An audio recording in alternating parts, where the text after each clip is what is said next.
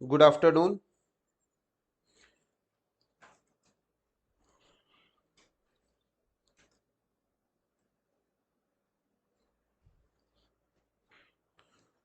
तो देखो, आज से हम लोग एक नया चैप्टर स्टार्ट करेंगे, पीरियोडिक टेबल। ठीक है। तो पीरियोडिक टेबल जो है वो एटॉमिक स्ट्रक्चर्स की तुलना में अगर देखोगे तो एक छोटा सा चैप्टर है ना, लेकिन इसका अपना इम्पोर्टेंस है। और इसमें हम लोग बहुत सारे चीजों को सीखते हैं जो इनऑर्गेनिक केमिस्ट्री को सीखने में हम लोगों को काफी जो है वो मदद करता है। ठीक है। तो पीरियोडिक टेबल जो है इसका कुछ हिस्ट्री भी है जो तुम लोग जानते हो, है ना। तो हम लोग हिस्ट्री को भी कवर करेंगे, पीरियोडिक टेबल कैसे स्टार्ट हुआ। जैसे तुम लोग 9th या 10th में पढ़े होगे कि शुरुआत में एलिमेंट्स की संख्या हम लोगों के पास कम था। तो अगर एलिमेंट्स का संख्या हम लोग को कम था तो एक एक करके हम लोग उन सब एलिमेंट्स का स्टडी कर सकते थे। ठीक है। या फिर उनके कंपाउंड्स का, क्योंकि शुरुआत में कंपाउंड्स की भी संख्या बहुत कम था। ठीक है। लेकिन जैसे जैसे एलिमेंट्स का संख्या बढ़ने लगा तो उनके कंपाउंड्स का भी जो संख्या है वो भी इंक्रीज होने लगा। तो अब क्या है कि जो एलिमेंट्स थे वो भी ज्यादा हो गए और कंपाउंड्स हैं वो तो और भी ज्यादा हो गए। तो अब हम लोगों को एक सिस्टमैटिक जो है ना, उन एलिमेंट्स का अरेंजमेंट करना जरूरी रहा। ठीक है। ताकि एक एलिमेंट के प्रॉपर्टीज को देख के हम लोग किसी दूसरे एलिमेंट के प्रॉपर्टीज के बारे में भी हम लोग प्रेडिक्ट कर सके। ठीक है। क्योंकि ऐसा नहीं था कि हर एलिमेंट जो है वो बहुत ही एक दूसरे से डिफरेंट बिहेव कर रहा था। जैसे तुम जानते हो सोडियम है और पोटेशियम है, तो उनका जो केमिकल प्रॉपर्टीज है ना, वो करीब करीब सेम होता है। ठीक है। तो जब एलिमेंट्स की संख्या बढ़ने लगी, उनके कंपाउंड्स का भी संख्या बढ़ने लगा, तो हम लोगों को है ना अरेंजमेंट करने का जरूरत पड़ा, है ना। तो हम लोग सोचे कि क्या कोई ऐसा क्लासिफिकेशन हो सकता है ना, जिसमें हम लोग एक एलिमेंट के बारे में अगर पढ़े तो दूसरे एलिमेंट के बारे में भी हम लोग कुछ प्रिडिक्ट कर पाए। ठीक है। तो तुम पढ़े होगे तो शुरुआत में सबसे पहले डोबेरेनर ट्रियाड्स आया था, है ना, जिसमें तीन ऐसे एलिमेंट्स, ठीक है, जिनका प्रॉपर्टीज जो है वो सेम था या सिमिलर था। तो उनको तीन तीन के ग्रुप में सजाया गया और देखा गया कि जो है ना सेकंड जो तुम्हारा एलिमेंट है उसका एटॉमिक वेट बाकी दोनों एलिमेंट के एवरेज के बराबर होता है। पर तुम जानते हो ये क्लासिफिकेशन है ना बहुत दूर तक नहीं जा पाया, है ना। उसके बाद हम लोग पढ़ते थे, याद करो, न्यूलैंड्स लॉ ऑफ ऑक्टेव्स, है ना, जिसमें बताया गया कि जैसे हम लोग अगर म्यूजिक में देखें तो जो है ना हम लोगों का 8 जो नोट्स है वो सिमिलर टू फर्स्ट वन होता है ना। उसी तरह अगर हम लोग एलिमेंट्स को एटॉमिक मास के है ना इंक्रीजिंग ऑर्डर में अगर हम लोग उसको है ना अगर हम उसको सजाए तो जो 8th हम लोगों का जो एलिमेंट आएगा है ना उसका जो प्रॉपर्टीज होगा वो सिमिलर टू फर्स्ट वन होगा। पर ये भी बहुत ज्यादा एलिमेंट्स के लिए नोटिस नहीं किया गया। ठीक है। तो ये सब हम लोग लिखेंगे, है ना। लेकिन अभी आज के क्लास में हम लोग थोड़ा मॉडर्न पीरियोडिक टेबल के बारे में पढ़ेंगे कि अभी पीरियोडिक टेबल हम लोगों को कैसा दिखता है। तो अगर अभी के बारे में थोड़ा सा आइडिया हो जाएगा तो जब हम हिस्ट्री पढ़ेंगे तो हम लोगों को और भी मजा आएगा कि ये कैसे इवॉल्व हुआ। तो अभी प्रेजेंट में हम कहां पर हैं वो जानना बहुत ही जरूरी है। उसके बाद जानते हो सबसे इंपॉर्टेंट नाम जो पीरियोडिक टेबल चैप्टर में आता है वो हम लोगों का कौन सा नाम है, बताओ, तुम लोगों को पता होगा कौन सा नाम है पीरियोडिक टेबल में जो सबसे इंपॉर्टेंट हम लोग मानते हैं। टाइप करोगे मेंडलीव, बहुत बढ़िया, है ना। मोस्ले मोस्ले भी ठीक है, लेकिन सबसे पहले तो मेंडलीव आया ना, है ना रुचि। तो मेंडलीव ने जो है वो एक है ना हॉरिजेंटल जो है रोज और वर्टिकल कॉलम्स में एलिमेंट्स को सजाया, जिसको हम लोग मेंडलीव पीरियोडिक टेबल बोलते हैं। और उसका बहुत सारा मेरिट्स था, है ना। वो जो एलिमेंट्स को अरेंज किया वो है ना increasing order of atomic mass था। तो उसने कुछ कुछ प्लेस वैकेंट छोड़ दिया था और बोला कि ये जो प्लेस है इस पर अभी एलिमेंट्स आने चाहिए। यानी वो नए एलिमेंट्स को डिस्कवरी में क्या किया, हेल्प किया। ठीक है। तो मेंडलीव जो है वो उसका जो पीरियोडिक टेबल है हम लोग मानते हैं कि सबसे ज्यादा हम लोगों के लिए, है ना, उसका इंपॉर्टेंस था। बाद में उसी पीरियोडिक टेबल को हम लोग थोड़ा सा और भी मॉडिफाई करते गए, जो कि आज हम लोगों का, है ना, मॉडर्न पीरियोडिक टेबल कहलाता है। पर उसके लिए एक अलग नियम दिया गया। जो मेंडलीव पीरियोडिक टेबल था वो एटॉमिक मास पर आधारित था, पर जो पीरियोडिक टेबल हम लोग अभी पढ़ते हैं वो एटॉमिक नंबर पे आधारित है ना। और ये बात जो है वो मोस्ले बताया था, ठीक है।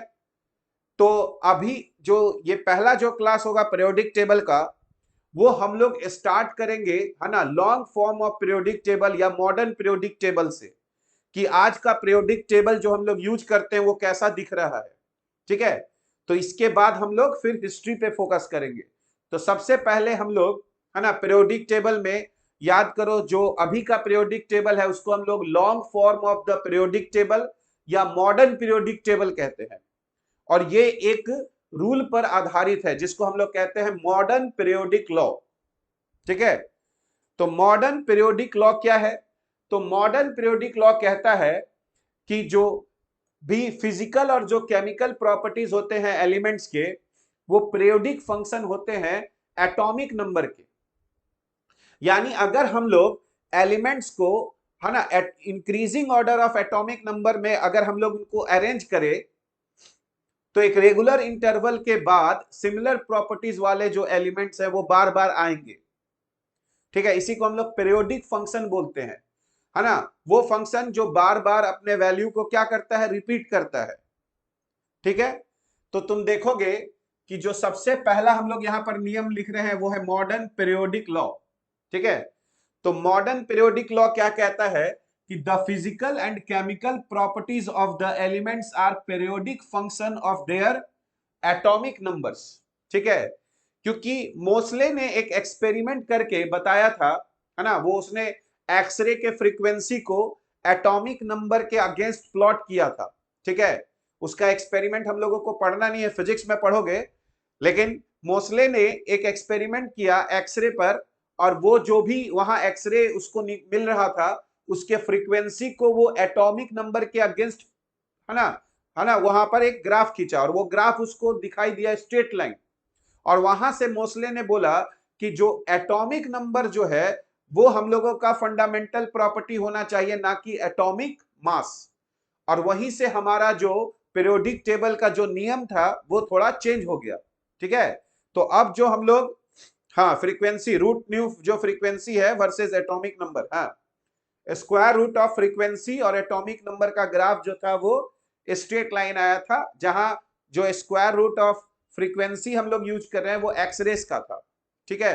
और वहां से हम लोगों को एक नया नियम पता चला जिसको हम लोग कहते हैं मॉडर्न पीरियोडिक लॉ, जो कहता है the physical and chemical properties of the elements are periodic function of, ठीक है, देयर एटॉमिक नंबर्स, ठीक है। यानी कि अगर हम लोग एलिमेंट्स को एटॉमिक नंबर के इंक्रीजिंग ऑर्डर में अगर हम लोग सजाएंगे तो एक सर्टेन रेगुलर इंटरवल्स के बाद, है ना, सिमिलर प्रॉपर्टीज वाले एलिमेंट्स बार बार आएंगे, ठीक है। तो ये हम लोगों का मॉडर्न पीरियोडिक लॉ था। इस पर बहुत सारा क्वेश्चन पूछा भी जाता है। तो ये एटॉमिक नंबर का पीरियोडिक फंक्शन हो गया, ठीक है। अब तुम जानते हो कि जो हम लोगों के पास पीरियोडिक जो टेबल है, जो मॉडर्न पीरियोडिक टेबल है, उसमें हम लोगों के पास कुछ हॉरिजेंटल रोज है और कुछ वर्टिकल कॉलम्स हैं, ठीक है। यानी टेबुलर फॉर्म में हम लोगों को दिख रहा है हॉरिजेंटल रोज और वर्टिकल कॉलम्स। तो हॉरिजेंटल रोज को हम लोग यहां पर क्या बोलते हैं, पीरियड्स बोलते हैं। हॉरिजेंटल रोज को पीरियड्स बोलते हैं और वर्टिकल कॉलम्स को हम लोग क्या बोलते हैं, ग्रुप्स बोलते हैं, ठीक है। तो जैसा कि हम लोग जानते हैं कि जो हम लोगों का मॉडर्न पीरियोडिक टेबल है उसमें हम लोगों के पास 7 हॉरिजेंटल रोज है। यानी हम लोगों के पास कितने, है ना, पीरियड्स हो गए, 7 पीरियड्स हो गए। क्योंकि अभी अगर तुम एलिमेंट्स की संख्या देखोगे तो हम लोगों के पास करीब करीब 118 एलिमेंट्स है ना, 118 118 एलिमेंट्स है। हालांकि, है ना, 3 एलिमेंट्स का अभी भी नाम हम लोग पूरी तरह से डिसाइड नहीं कर पाए हैं। तो अगर अभी हम लोग बोला जाए कि पीरियोडिक टेबल में टोटल कितने एलिमेंट्स है अभी हमारे पास, तो 118 एलिमेंट्स है और उसके लिए हमको 7 पीरियड्स की जरूरत होगी। अगर और एलिमेंट्स आएगा तो हम लोग पीरियड की संख्या को इंक्रीज कर सकते हैं। पर अभी हमारे पास कितना है ना, 7 पीरियड, 7 हॉरिजेंटल रोज है। और वर्टिकल कॉलम्स हम लोग के पास कितने हैं, तो वर्टिकल कॉलम्स हम लोगों के पास 18 है, तो उनको कहते हैं हम लोग ग्रुप्स। ठीक है, तो वर्टिकल कॉलम को बोल दिए ग्रुप्स, और हॉरिजेंटल रोज को बोल दिए हम लोग क्या, हॉरिजेंटल है ना कॉलम को क्या बोल दिए हम लोग, पीरियड्स, और वर्टिकल कॉलम्स को हम लोग क्या बोल दिए, ग्रुप्स। तो हमारे पास 7 पीरियड्स हो गए और 18 ग्रुप्स हो गए। ठीक है, तो अगर अब हम लोग यहां पर देखें तो long form of the periodic table, या फिर उसी को हम लोग कहते हैं modern periodic table, has 7 horizontal rows. ठीक है, तो 7 हॉरिजेंटल रोज है जिसको हम लोग पीरियड्स कहते हैं, और 18 वर्टिकल क्या है हम लोगों के पास, कॉलम्स है। ठीक है, और उनको हम लोग क्या कहते हैं, ग्रुप्स। तो 7 हॉरिजेंटल रोज हो गए, तो 7 पीरियड्स, और 18 वर्टिकल कॉलम्स हो गए, इसलिए हमारे पास 18 ग्रुप्स हो गए। अब सवाल उठता है कि पीरियड को हम लोग कैसे डिनोट करते हैं, तो पीरियड को हम लोग है ना नंबर से डिनोट करते हैं, 1 2 3 4 5 न्यूमेरिक नंबर होता है, 1 2 3 4 5 6 और 7। पीरियड को बोलेंगे फर्स्ट पीरियड, है ना, सेकंड पीरियड, थर्ड पीरियड। तो पीरियड को हम लोग 1 2 3 4 5 6 7 से डिनोट करते हैं। और उसी तरह अगर हम लोग ग्रुप्स को देखें तो ग्रुप्स को भी हम लोग नंबर से डिनोट करते हैं, 1 2 3 4 5 6 7 8 अप टू 18। लेकिन तुम देखोगे कि जो मैंडली पीरियोडिक टेबल था उसमें 1A 1B ऐसे करके लिखा जा रहा था। तो बाद में जो पीरियोडिक टेबल बना है ना, उसमें ये भी नोटेशन था, है ना। अब तो हम लोग थोड़ा चेंज कर दिए हैं, लेकिन हम लोगों से कभी कभी ऐसा भी सवाल पूछा जाता है कि जो रोमन में देखोगे वो भी लिखा रहता था, जैसे ग्रुप 1। तो याद करो ये ग्रुप 1, इसको इस यहां को जो एस ब्लॉक हमको दिख रहा है इसको दो भाग में बांट देंगे, तो ये ग्रुप 1 हो जाएगा और ये ग्रुप 2 हो जाएगा। तो ग्रुप 1 को हम लोग 1A भी बोलते थे। ठीक है, ग्रुप 1 को 1A बोलते थे, ग्रुप 2 को क्या बोलेंगे, 2A। यानी ये जो हम लोगों का यहां पर दिख रहा है ना, एक रेक्टेंगल, इसको दो भाग में अगर बांटेंगे तो ये फर्स्ट ग्रुप हो गया और ये सेकंड ग्रुप हो गया। तो ये 1A हो गया और ये हमारा 1B हो जाएगा। तो ग्रुप 2 को क्या बोलते हैं, ये 1A, और ग्रुप 2 को क्या बोलते हैं, 2A, है ना। 1A और 2A हम लोग बोलते हैं। ठीक है, और उसके बाद याद करो यहां पर हम लोगों का ग्रुप 3 आएगा। तो याद करो डी में जो है वो 10 इलेक्ट्रॉन्स रहता है, तो ग्रुप 1 और ग्रुप 2 जो है वो एस ब्लॉक में रहता है। ग्रुप 1 और ग्रुप 2 किस में रहेगा, एस ब्लॉक में। और ग्रुप ग्रुप 3 से लेकर ग्रुप 12 तक जो है हम लोगों का वो डी ब्लॉक में रहेगा।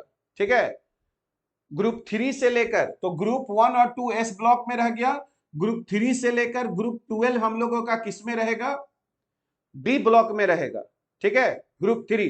तो देखो ग्रुप 3 को हम लोग क्या लिखते थे, ग्रुप 3 को हम लोग यहां पर 3B लिखते थे।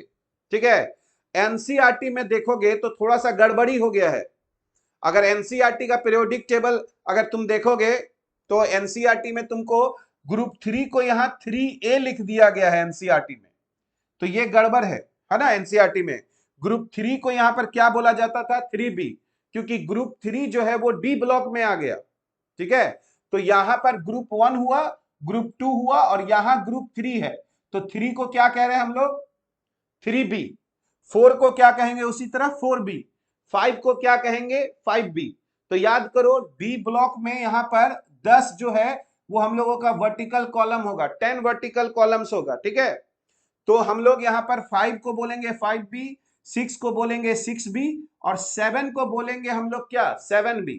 ठीक है, तो बताओ डी में कितना आ गया, 1 2 3 4 और 5, 5 ग्रुप आ गया।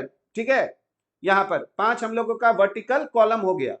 और उसके बाद जो ग्रुप 8 9 और 10 था, ग्रुप 8 9 और 10 को एक साथ है ना ओल्ड नोटेशन में हम लोग ग्रुप 8 बोलते थे, ओल्ड नोटेशन में। ठीक है, ग्रुप 8 बोलते थे। ठीक है, तो 8 9 10 हमारा क्या हो गया, ग्रुप 8। ठीक है, और ग्रुप 11 को हम लोग क्या कहेंगे, 1B। ग्रुप 11 को हम लोग क्या कहेंगे, 1B। और ग्रुप 12 को हम लोग क्या कहेंगे, 2B। ठीक है, तो याद रखना पहला ग्रुप है ना 1A, दूसरा क्या हो गया हमारा 2A, और उसके बाद यहां से 3B 4B 5B 6B 7B और फिर ग्रुप 8 और उसके बाद फिर 1B 2B। तो यहां तक देखो ग्रुप 12 हम लोगों का खत्म हो गया। उसके बाद पी ब्लॉक में आओगे तो 6 ग्रुप हमको मिलेगा, क्योंकि पी ब्लॉक में है ना 6 इलेक्ट्रॉन रहता है, पी और है ना पी सबसेल में 6 इलेक्ट्रॉन रहता है। तो ये यहां से स्टार्ट होगा ग्रुप 13 14 15 16 17 और 18। तो यहां पर 6 ग्रुप रहेगा। और वो कहां से स्टार्ट होगा हम लोगों का, तो ग्रुप 13 को क्या बोलते हैं 3A, फिर उसी तरह 4A, फिर क्या बोलेंगे 5A, फिर 6A, ग्रुप 17 को 7A, और जो ग्रुप 18 होता है जिसमें हम लोगों का इनर्ट गैस होता है उसको पहले हम लोग 0 ग्रुप बोलते थे। ठीक है, तो अभी तक तुमको इतना समझ में आ गया कि हम लोगों के पास है ना 7 पीरियड्स है, जिसको 1 2 3 4 5 6 7 कहते हैं, और हम लोगों को 18 ग्रुप्स है। ठीक है, तो अब नए कन्वेंशन में तो हम लोग 1 से 18 तक देते हैं, है ना, लेकिन ओल्ड कन्वेंशन में हम लोग ग्रुप 1 को 1A, ग्रुप 2 को 2A और ग्रुप 3 को 3B बोलते थे। एनसीईआरटी में हम बताए हैं कि उसमें 3A लिख दिया गया, तो ये थोड़ा गलत है। इधर बी वाला पार्ट आएगा, फिर इधर यहां से ए हो जाएगा, तो ये भी ए था और ये भी ए था। इसीलिए याद करो एस और पी ब्लॉक के एलिमेंट्स को हम लोग रिप्रेजेंटेटिव एलिमेंट्स बोलते थे। क्या बोलते थे, रिप्रेजेंटेटिव एलिमेंट्स। ठीक है, एस और पी ब्लॉक के। ठीक है, डी ब्लॉक के एलिमेंट्स को हम लोग ट्रांजिशन एलिमेंट्स बोलते हैं। ये सब हम लोग अभी डिस्कस करेंगे। ठीक है, तो देखो अभी हम लोग इसके नोटेशन के बारे में समझ गए। अब देखो, अब सवाल उठता है कि जो हम लोगों का मॉडर्न पीरियोडिक टेबल है वो कैसे बना है। ठीक है, तो हम लोगों का जो मॉडर्न पीरियोडिक टेबल है वो इलेक्ट्रॉनिक कॉन्फ़िगरेशन पे आधारित है ना, यानी हम लोग का जो इलेक्ट्रॉनिक कॉन्फ़िगरेशन है उसी पर हम लोगों का मॉडर्न पीरियोडिक टेबल जो है वो है ना आधारित है। वो कैसे है, तो इसको हम लोग यहां पर पहले समझते हैं। तो याद करो, हर एक हर एक हर एक पीरियड का जो पहला एलिमेंट होगा, हर एक पीरियड का जो पहला एलिमेंट होगा वो किस ब्लॉक में लाई करेगा, बताओ। टाइप करो तो, हर एक पीरियड का पहला एलिमेंट किस ब्लॉक में लाई करेगा, एस। यानी एस से हर पीरियड स्टार्ट हुआ है, एस से हर पीरियड स्टार्ट हुआ है। और बताओ हर पीरियड जो है वो इंड किस पे किया है, बताओ हर पीरियड इंड किस पे किया है, डी पे। तो देखो हर पीरियड स्टार्ट किया है एस पे और इंड किया है पी पे, है ना, और डी जो है बीच में है।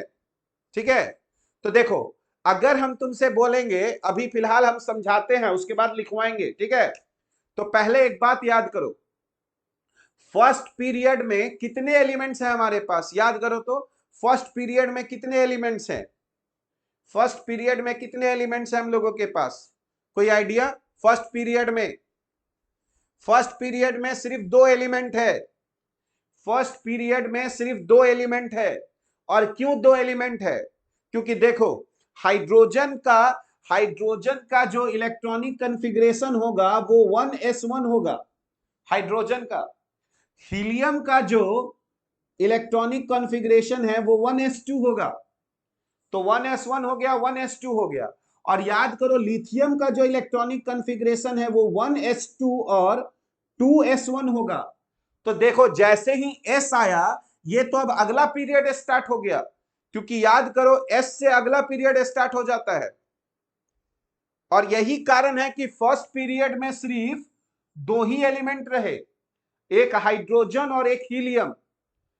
लेकिन हीलियम को हम एस ब्लॉक में ना रख के पी ब्लॉक में रखते हैं, क्योंकि हीलियम जो है इनर्ट गैस है और इसका जो प्रॉपर्टीज है वो नियन आर्गन क्रिप्टन जेनन इन सब के जैसा है। तो कायदे से इलेक्ट्रॉनिक कॉन्फ़िगरेशन कहता है कि हीलियम को एस ब्लॉक में होना चाहिए, पर यह एक्सेप्शन हो गया, क्योंकि पीरियोडिक टेबल में जो सिमिलर प्रॉपर्टीज वाले जो एलिमेंट्स हैं उनको एक ग्रुप में रखा गया है।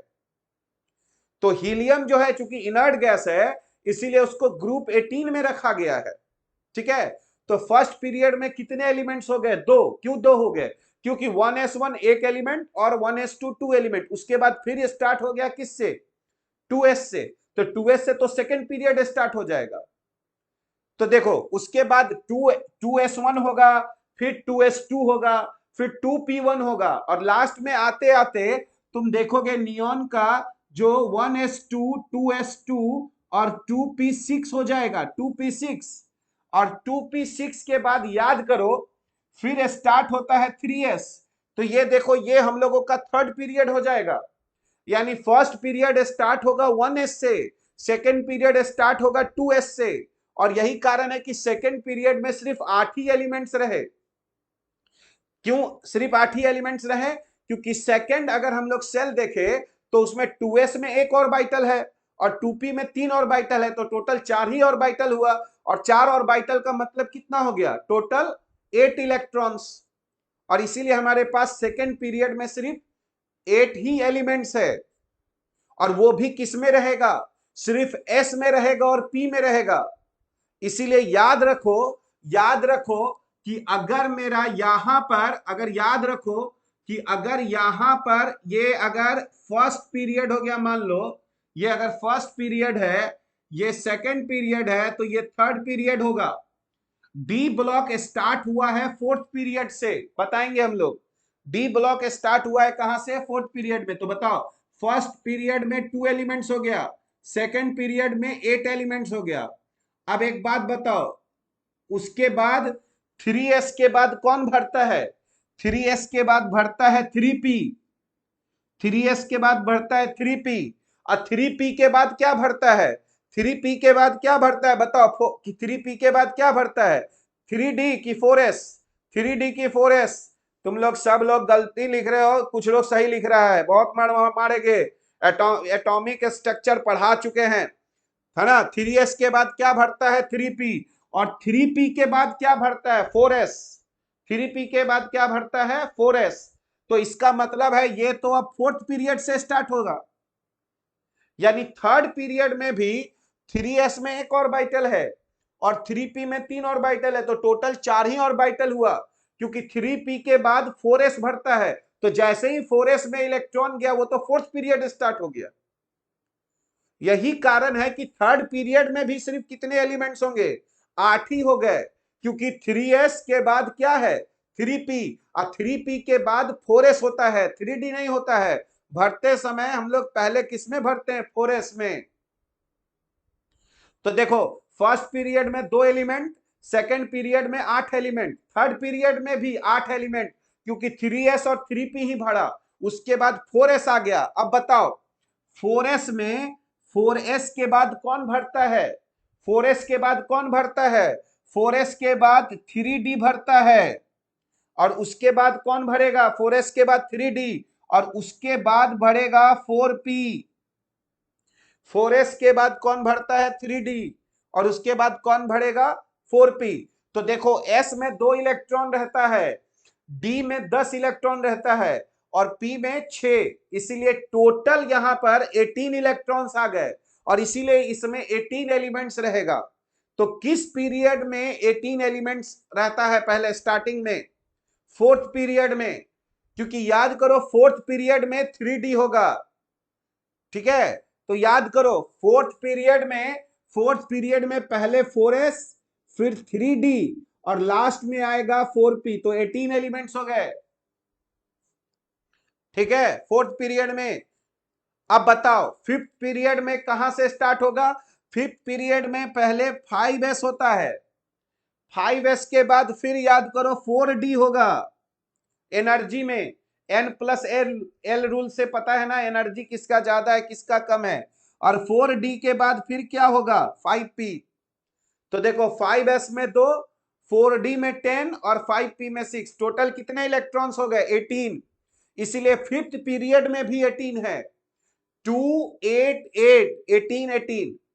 लेकिन अब देखो जब तुम 6s में भरोगे तो 6s के बाद एनर्जी होता है 4f का, 4f के बाद एनर्जी होता है 5d का, और उसके बाद एनर्जी होता है 6p का, ठीक है। n+l रूल से देख लेना, n+l रूल इसका 6 है, n+l रूल यहां पे निकालोगे तो इसका 7 आएगा और इसका भी 7 आएगा। लेकिन चूंकि 4f में n कम है इसीलिए 4f का एनर्जी 5d से कम है और इसका भी 7 है। तो याद करो जब n प्लस एल का वैल्यू सेम होता है तो हम लोग ऑर्बिट की संख्या देखते हैं n, और जिसका n कम होता है उसका एनर्जी कम होता है। इसीलिए यहां पर n प्लस एल 6 था और इन तीनों में n प्लस एल 7 है, लेकिन सबसे कम 4f का एनर्जी होगा, फिर 5d का और उसके बाद 6p का। इसीलिए देखो यहां पर इसमें 2 एलिमेंट रह गया, इसमें 14, इसमें 10 और इसमें 6। अब इन सबको जोड़ोगे तो 32 एलिमेंट्स आएंगे, 32 एलिमेंट्स। पर याद करो 32 एलिमेंट्स के लिए यहां 32 ग्रुप्स नहीं है, सिर्फ कितना ग्रुप्स है मेरे पास? सिर्फ 18 ग्रुप्स है, सिर्फ 18 ग्रुप्स है। इसीलिए ये जो एफ वाला जो ग्रुप है जिसमें 14 एलिमेंट्स है, उसको यहां पर मेन जो हमारा पीरियोडिक टेबल है उसमें ना रख के हम लोग उसको नीचे एडजस्ट किए हैं ताकि पीरियोडिक टेबल का रूप नहीं बिगड़े।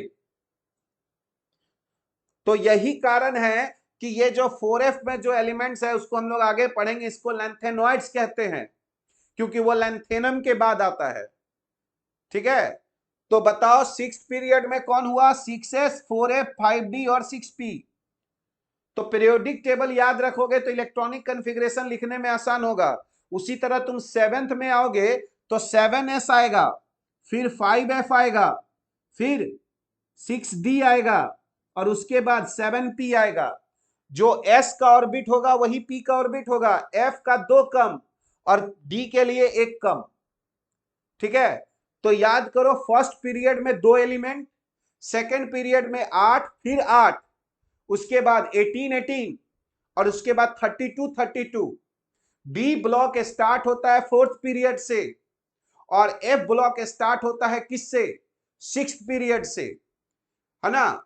और जो एफ ब्लॉक में एलिमेंट्स होता है अगर वो 4f में रहेगा तो लैंथेनॉइड्स बोलेंगे, और अगर 5f में रहता है तो उसको हम लोग एक्टिनॉइड्स बोलते हैं क्योंकि वो एक्टिनियम के बाद आता है। ठीक है, तो हम लोग यहां तक इस बात को समझ गए कि हर पीरियड स्टार्ट हुआ है एस से, इसीलिए जैसे ही एस आता है अगला पीरियड स्टार्ट हो जाता है। और यही कारण है कि फर्स्ट पीरियड में 2 एलिमेंट, सेकंड पीरियड में 8, थर्ड पीरियड में 8, फोर्थ पीरियड में 18, फिफ्थ पीरियड में 18, सिक्स्थ पीरियड में 32 और 7th पीरियड में भी हमारा 32 एलिमेंट्स हो जाता है। ठीक है, तो अब हम लोग यहां पर क्या काम करेंगे कि जो अभी हम लोग यहां पर डिस्कस किए, इलेक्ट्रॉनिक कॉन्फ़िगरेशन हम लोग यहां पर डिस्कस किए, है ना, पीरियड्स के लिए, उसको हम लोग पहले यहां पर एक बार लिख लें, है ना, ताकि इसका बहुत सारा पॉइंट्स उसमें हम लोगों का क्लियर हो जाए।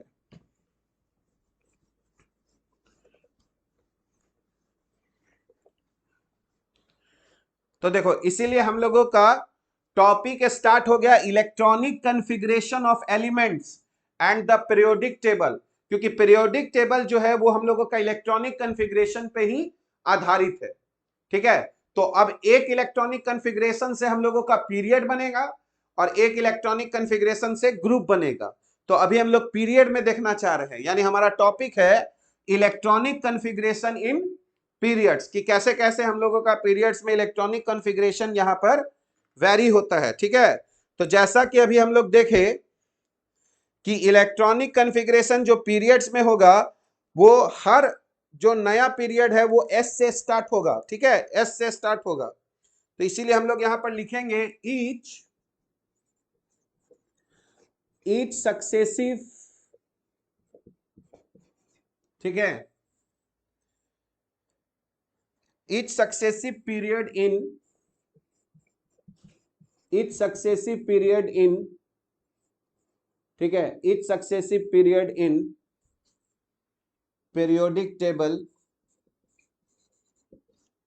each successive period in periodic table is associated with,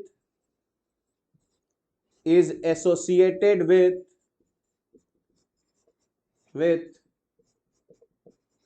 is associated with filling up of, filling up of next of next higher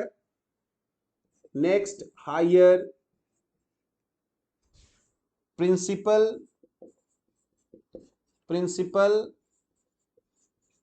energy level।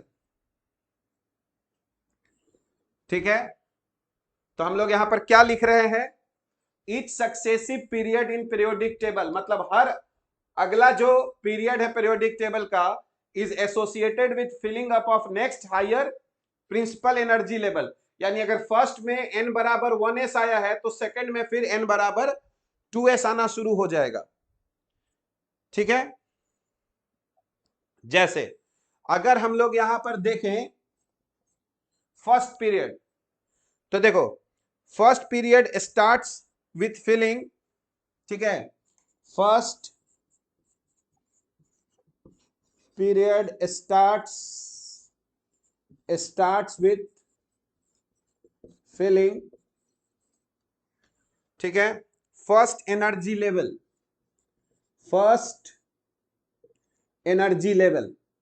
है ना, फर्स्ट एनर्जी लेवल क्या हो गया हम लोगों का, n बराबर 1 फर्स्ट एनर्जी लेवल। ठीक है, that is 1s orbital, that is 1s orbital. ठीक है, और फर्स्ट पीरियड में कितने एलिमेंट्स रहेंगे, it has 2 elements, hydrogen and helium. ठीक है, 2 एलिमेंट्स रहेगा हम लोगों का, हाइड्रोजन और हीलियम। पर याद करो क्या हीलियम को एस ब्लॉक में रखा गया है, तो हीलियम को एस ब्लॉक में नहीं रखा गया है, कहां रखा गया हीलियम को, हीलियम को हम लोगों को पी ब्लॉक में रखा गया है ना। हीलियम को जो है वो ग्रुप 18 में रखा गया है, यहां पर ये ग्रुप 18 में रखा गया है, इसको याद रखना, ये ग्रुप 18 एलिमेंट्स हो गया, ग्रुप 18 एलिमेंट हो गया।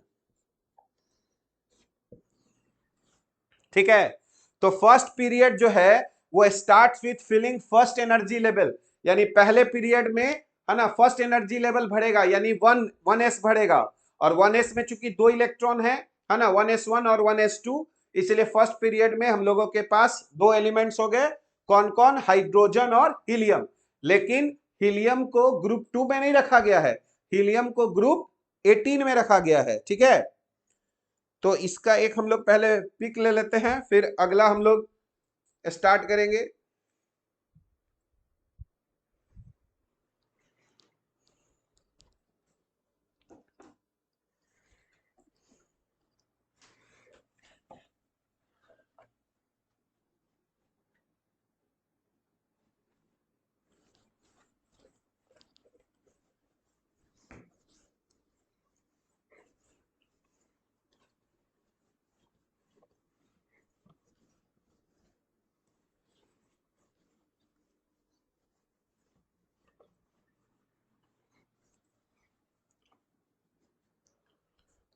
अब बताओ, जो सेकंड हम लोगों का जो पीरियड होगा वो 2s से स्टार्ट होगा, और उसमें हम लोगों का जो है वो है ना कितने एलिमेंट्स रहेंगे, ठीक है,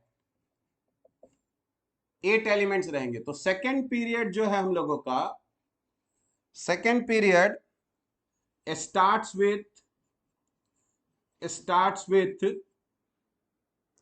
second energy level, second energy level, ठीक है, second energy level, that is कौन सा होगा हम लोगों का, फिलिंग ऑफ, कौन सा ऑर्बिटल बढ़ेगा, filling of 2s and filling of 2s and 2p orbitals. ठीक है, 2s एंड 2p ऑर्बिटल्स, जिसके कारण हम लोगों के पास कितने एलिमेंट्स आ जाएंगे, 8 एलिमेंट्स आ जाएंगे, 8 एलिमेंट्स। कहां से कहां तक, फ्रॉम है ना लिथियम, लिथियम का मतलब Li, from lithium to neon. ठीक है, तो सेकेंड पीरियड में हम लोगों का कितने एलिमेंट्स हो गए, सेकेंड पीरियड में 8 एलिमेंट्स हो गए। स्टार्ट होगा किससे, लिथियम से, लिथियम और बेरिलियम एस ब्लॉक में चला जाएगा, और याद करो boron, carbon, nitrogen, oxygen, fluorine और नियन ये पी ब्लॉक में चला जाएगा, यानी पीरियड 2 में भी कोई डी ऑर्बिटल नहीं आया है। ठीक है, इसीलिए तुम देख रहे हो कि बीच में ये जो स्पेस है तुम्हारा पीरियोडिक टेबल में, बीच में ये स्पेस खाली है ना। थर्ड 3 हम लोग का पीरियड में जो डी ऑर्बिटल नहीं है ना, इसीलिए बीच का ये स्पेस हम लोगों का खाली है, क्योंकि यहां पर हाइड्रोजन गया मान लो तो इधर हीलियम चला गया, यहां पर अगर लिथियम और बेरिलियम है तो अब इधर आ गया boron, carbon, nitrogen, oxygen, fluorine और नियन, है ना। बीच में कुछ है ही नहीं अभी। ठीक है, समझ में आ रहा है तुम लोगों को? ठीक है, अब बताओ थर्ड पीरियड में भी कौन फिल करता है? 3s और 3p, तो कितने उसमें एलिमेंट्स आ जाएंगे? तो थर्ड पीरियड में भी हम लोगों को 8 एलिमेंट्स आ जाएंगे। कहां से? सोडियम से लेकर आर्गन तक। ठीक है, तो अगर अब हम लोग थर्ड देखें तो थर्ड पीरियड जो होगा, थर्ड पीरियड, ठीक है, इन्वॉल्व्स इन्वॉल्व्स ठीक है, फिलिंग ऑफ क्या? Filling of 3s 3p orbitals, 3s 3p orbitals giving rise to 3p orbitals giving rise to 8 elements, 8 elements from sodium to argon। और याद करो थर्ड पीरियड में भी हम लोगों का, याद करो थर्ड पीरियड में भी हम लोगों का, है ना, डी ब्लॉक नहीं रहेगा। यानी तुम यहां पर देखो ये ग्रुप 1 हो गया, ग्रुप 2 हो गया, ग्रुप 3, यहां तक हम लोगों का डी नहीं होगा।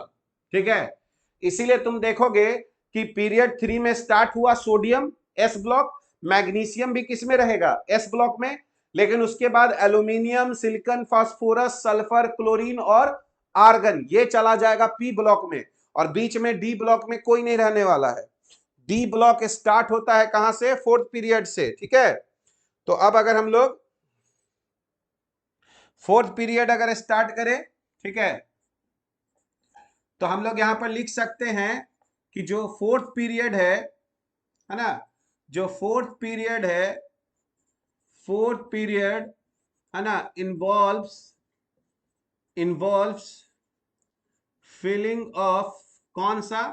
पहले 4s, फिर याद करो 3d और फिर 4p। ठीक है, और बाइटल्स, ठीक है, giving rise to 8 elements, 18 elements हो जाएगा। तो अब यहां पर 18 एलिमेंट्स हो जाएगा, 18 एलिमेंट्स। अब फ्रॉम कहां से स्टार्ट हो जाएगा? तो फ्रॉम पोटेशियम से स्टार्ट होगा, और 2 हम लोगों का यहां पर क्रिप्टन तक चला जाएगा, एटॉमिक नंबर 36 तक आ जाएगा। ठीक है, और याद करो फोर्थ पीरियड से ही हम लोगों का, है ना, डी ब्लॉक, डी में एलिमेंट्स आना शुरू हो जाएगा। ठीक है, तो जब 4s पढ़ता है तो उसके बाद कौन आता है? 3d। तो 3d में हम लोगों को कितने एलिमेंट्स आएंगे? तो याद करो डी में टोटल 10 इलेक्ट्रॉन रहता है, तो 3d में हम लोगों को टोटल 10 इलेक्ट्रॉन्स आएगा, यानी टोटल 10 एलिमेंट्स आएगा। और इसी 10 एलिमेंट्स को हम लोग 3d सीरीज भी बोलते हैं, या फर्स्ट ट्रांजिशन सीरीज भी बोलते हैं, क्योंकि डी ब्लॉक एलिमेंट्स को भी हम लोग ट्रांजिशन एलिमेंट्स भी बोलते हैं, डी ब्लॉक एलिमेंट्स को, क्योंकि डी ब्लॉक एलिमेंट्स का प्रॉपर्टीज जो है वो एस ब्लॉक और पी ब्लॉक के बीच में लाई करता है, इसीलिए उसको ट्रांजिशन बोला जाता है। ठीक है, तो डी ब्लॉक के एलिमेंट्स को हम लोग ट्रांजिशन एलिमेंट्स बोलते हैं। तो जो 3d में जो 10 एलिमेंट आएंगे उनको हम लोग फर्स्ट ट्रांजिशन सीरीज या फिर 3d सीरीज बोलते हैं, क्योंकि उसमें जो इलेक्ट्रॉन्स होगा वो 3d में जाएगा, 3d ऑर्बिटल में जाएगा। ठीक है, तो अगर हम लोग यहां पर 3d ट्रांजिशन सीरीज के बारे में बात करें तो क्या होगा? तो अगर हम यहां पर 3d ट्रांजिशन सीरीज देखें, 3d ट्रांजिशन सीरीज, है ना, तो याद करो 3d ट्रांजिशन सीरीज का मतलब हुआ जो 10 एलिमेंट्स हम लोगों का, जिसमें, है ना, लास्ट इलेक्ट्रॉन डी में जा रहा है। ठीक है, तो याद करो यहां पर एटॉमिक नंबर 21 पोटेशियम का 19 होता है, फिर कैल्शियम का 20 हो जाएगा, तो 21 स्टार्ट होता है स्कैंडियम से और हिंड करेगा हमारा जिंक पर। ठीक है, तो 3D ट्रांजिशन सीरीज क्या हो गया हम लोगों का? 3D ट्रांजिशन सीरीज बोलेंगे द एलिमेंट्स, ठीक है, स्टार्टिंग फ्रॉम कहां से होगा? The elements starting from scandium जिसका एटॉमिक नंबर 21 होगा, है ना, स्कैंडियम टू जिंक जिसका एटॉमिक नंबर 30 रहेगा। ठीक है, इन विच 3D ऑर्बिटल्स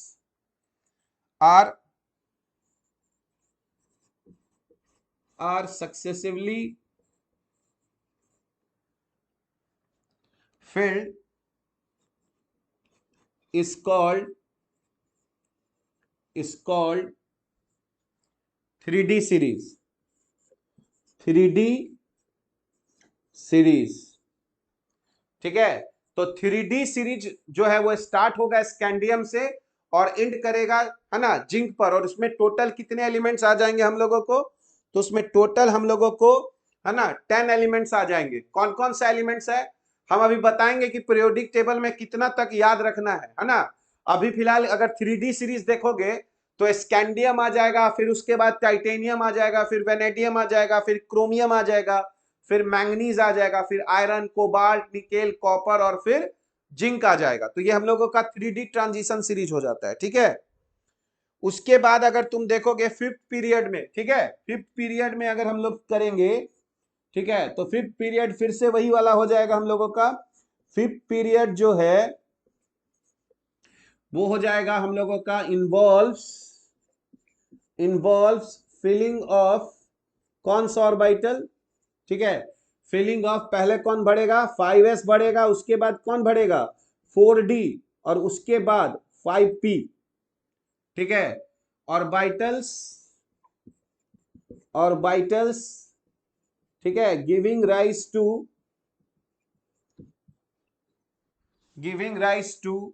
18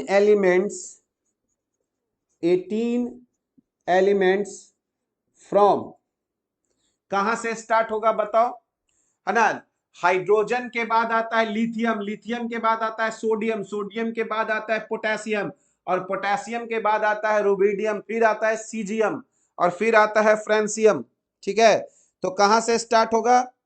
फिफ्थ पीरियड कहां से स्टार्ट होगा?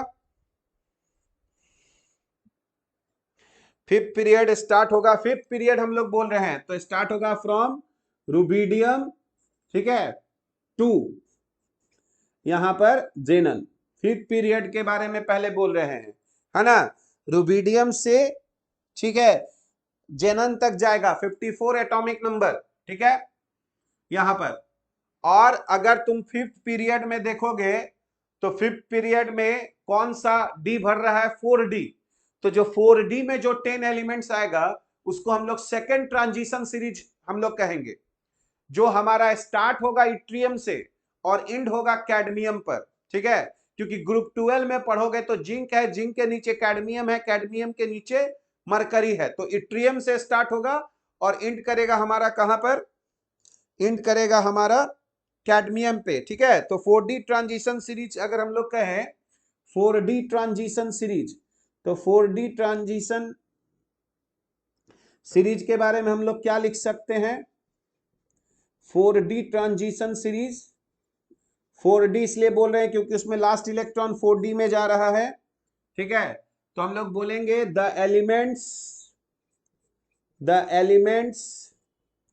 स्टार्टिंग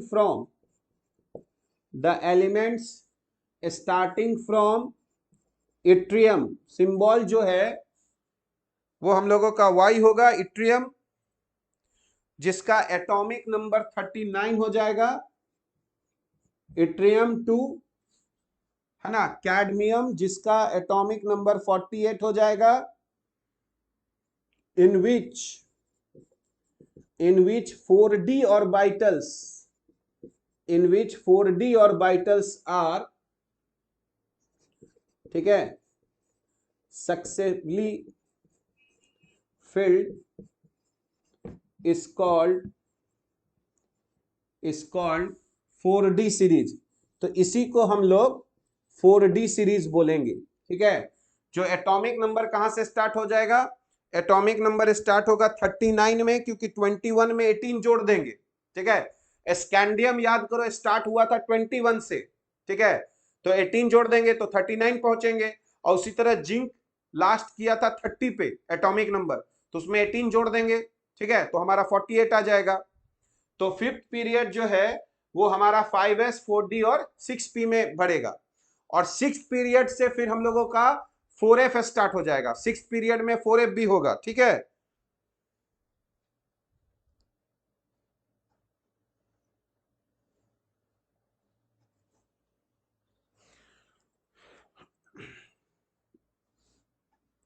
तो अब देखो अगर हम लोग 6 में यहां पर देखें, सक्सेसफुली इसलिए कि बारी बारी से ना भर रहा है। ठीक है, एक एक करके भर रहा है, इसलिए अक्षतराग। सक्सेसिवली का मतलब एक एक करके भर रहा है ना। 4D सीरीज का मतलब सिर्फ लास्ट मेंबर नहीं हुआ। ठीक है, इट्रियम से लेकर कहां तक, इट्रियम से लेकर कैडमियम तक, जिसमें एक में D1 आएगा, फिर D2 आएगा, फिर D3 आएगा, इस तरह से, है ना।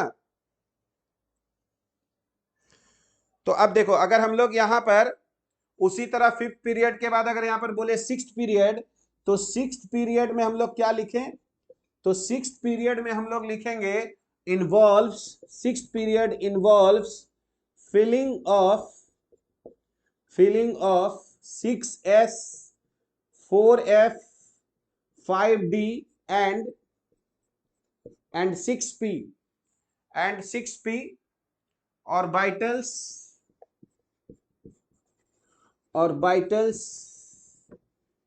giving rise to 32 elements from, और ये कहां से स्टार्ट होगा, फ्रॉम सीजियम टू, है ना, रेडॉन। ठीक है, रेडॉन को हम लोग Rn लिखते हैं। ठीक है, फ्रॉम सीजियम टू क्या होगा, रेडॉन।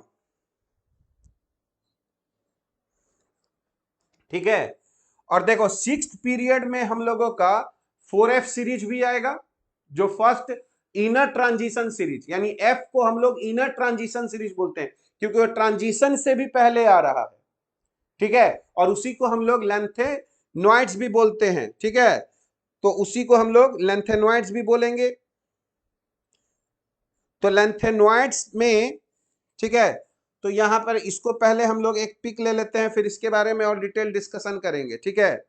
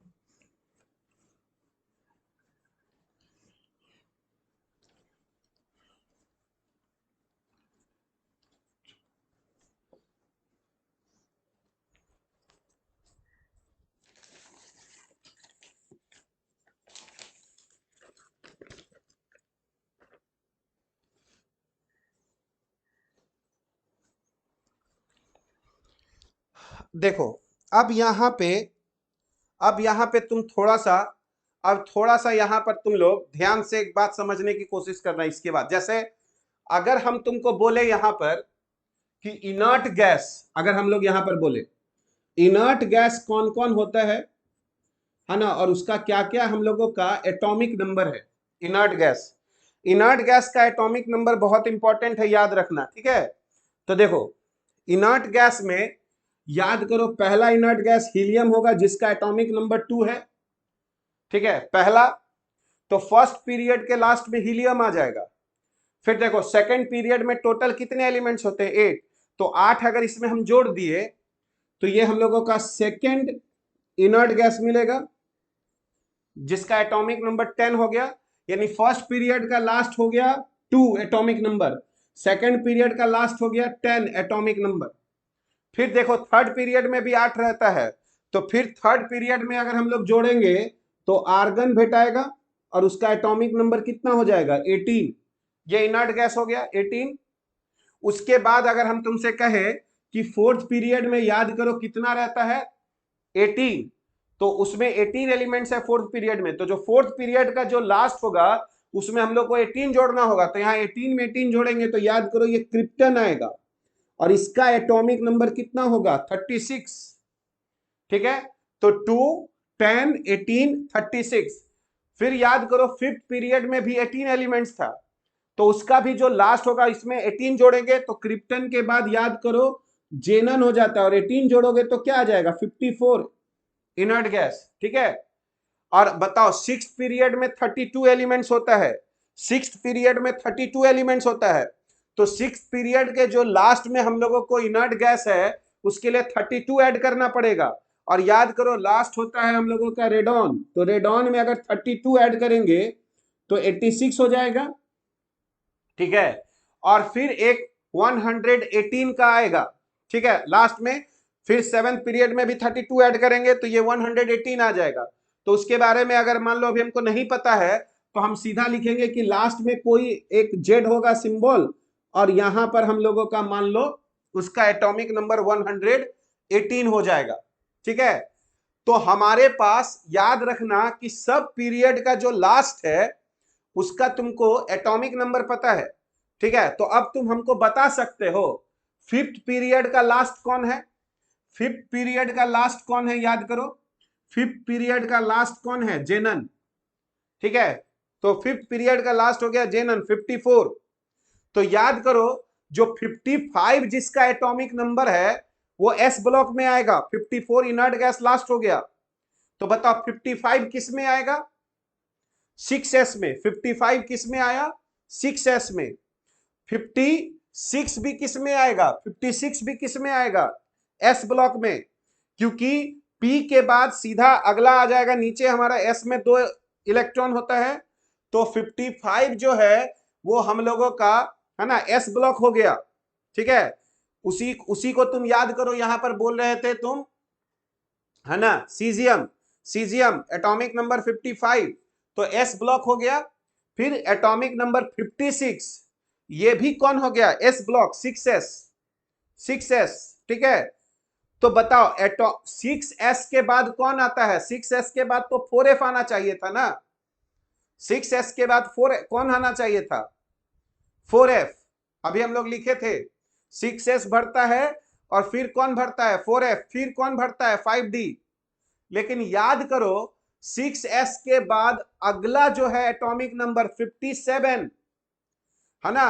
तो देखो यहां पर 55 इसमें गया, 56 इसमें गया, और 57 जो है ना, ये जो 57 है वो F जाने की बजाय पहले D में गया है।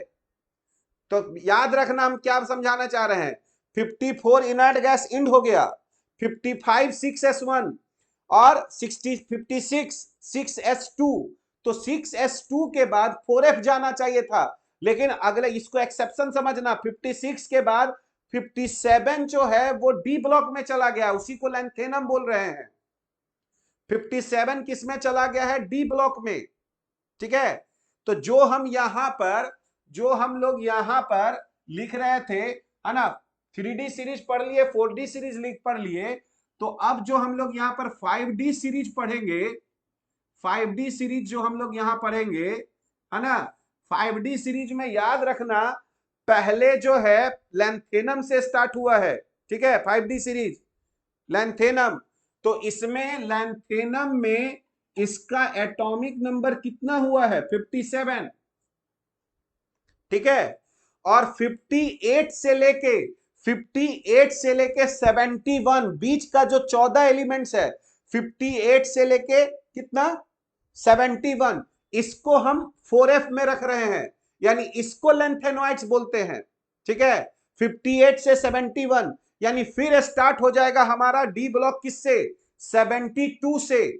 72 से जो 57 है वो डी में ही है, तो उसके बाद वाला लेंथेनॉइड्स में, हाँ, क्योंकि डी में एक इलेक्ट्रॉन जाने के बाद 4f का एनर्जी कम हो गया है ना, 6s2 बढ़ा, है ना, और उसके बाद क्या बढ़ा, 6s2 के बाद 5d1 और एक ही गया, और एक के बाद फिर अगला 14 जो एलिमेंट्स है वो 4f में जाता है।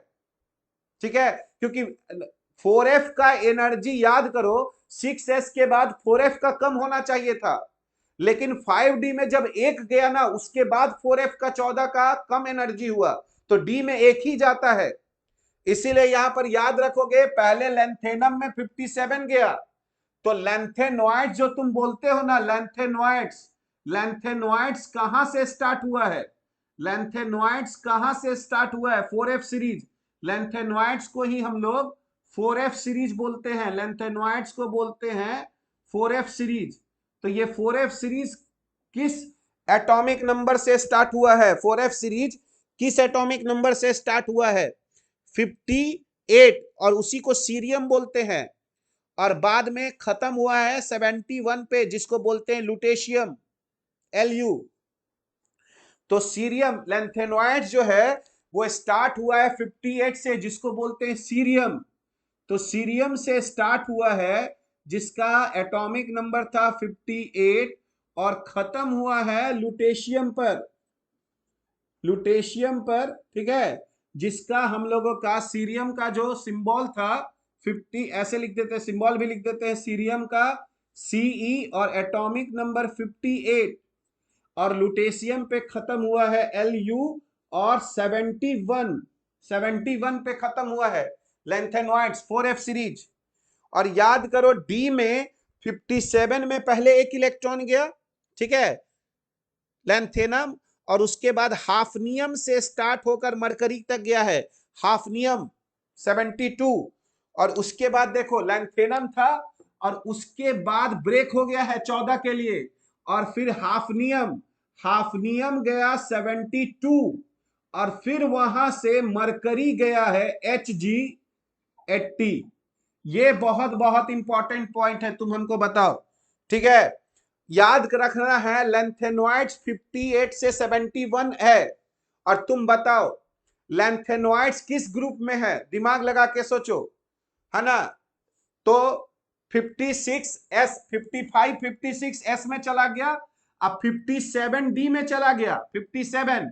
तो याद करो अगर ये डी ब्लॉक है, अगर ये डी ब्लॉक है तो याद करो ये ग्रुप 3 है, ये group 4, group 5, group 6, group 7, group 8, group 9 और ग्रुप 10, फिर 11 भी होगा और 12 भी होगा, 11 भी है और 12 भी है। तो याद करो अगर तुम यहां पर, अगर तुम यहां पर देखोगे स्कैंडियम है, यहां पर इट्रियम है, ठीक है, यहां पर इट्रियम है, इसको अगर हम लोग थोड़ा अगर सही से बनाएं, ठीक है, इसको अगर हम लोग थोड़ा सही से बनाएं डी ब्लॉक को, ठीक है, डी ब्लॉक को, तो यहां पर हम लोग 1 2 3 4 5 6 7 8 9 और 10, और इसमें हम लोग अभी 3 बनाते हैं, ठीक है। तो याद करो यहां पर स्कैंडियम था 21, इट्रियम 18 जोड़ दिए, ठीक है, तो ये 39 हो गया, और उसके बाद ये लेंथेनम था 57, ये ग्रुप 3, 4, 5, 6, 7, 8, 9, 10, 11, 12। तो देखो यहां पर लेंथेनम का था जिसका एटॉमिक नंबर यहां पर 57 था, लेकिन इसके बाद ये हाफनियम हो गया और इसका एटॉमिक नंबर 72 हो जाएगा, क्योंकि लेंथेनम और हाफनियम के बीच में जो 14 एलिमेंट्स है उसको लेंथेनॉइड्स बोल रहे हैं। और ये याद करो इस 14 एलिमेंट्स को इसी के साथ ग्रुप 3 में रखा गया है, यानी लेंथेनॉइड्स का अगर कोई ग्रुप पूछेगा कि लेंथेनॉइड्स का क्या ग्रुप है, तो समझो लेंथेनॉइड्स को तुम रख रहे हो ग्रुप 3 में ही है, ये ग्रुप 3 में है, और इसका जो पीरियड नंबर है वो पीरियड है 6, लेकिन ग्रुप 3 से पूरी तरह उसको हटाकर नीचे लिख दिया गया है। कुछ बात समझ में आ रहा है? लैंथेनोइड्स किस ग्रुप में है? तो उसको लैंथेनम के साथ रखा गया है, उसको लैंथेनम के साथ रख दिया गया है। पर वहां अगर लिख दिया जाता 14 का, तो वहां पर पीरियोडिक टेबल पूरा गड़बड़ा जाता। ठीक है, इसीलिए उसको नीचे में यहां पर लैंथेनोइड्स को लिख दिया गया है। पर उसका अगर ग्रुप पूछा जाएगा तो ग्रुप 3 है, यानी 14 एलिमेंट्स का, ऑल 14 एलिमेंट्स हैव, है ना, अगर उसका ग्रुप बोला जाएगा तो सबका ग्रुप 3 ही है, ऑल 14 एलिमेंट्स। और वो किसमें आ गया? ग्रुप तुम्हारा पीरियड 6 और ग्रुप 3, है ना, 5D सीरीज। तो लैंथेनोइड्स कहां से स्टार्ट हुआ है? 58 से लेकर 71 तक गया है। ठीक है, उसी तरह बताओ, अगर हम बोलेंगे यहां पर, है ना, कि सेवेंथ, अगर हम बोले सेवेंथ पीरियड, ठीक है, तो सेवेंथ पीरियड में हम लोग क्या कहेंगे?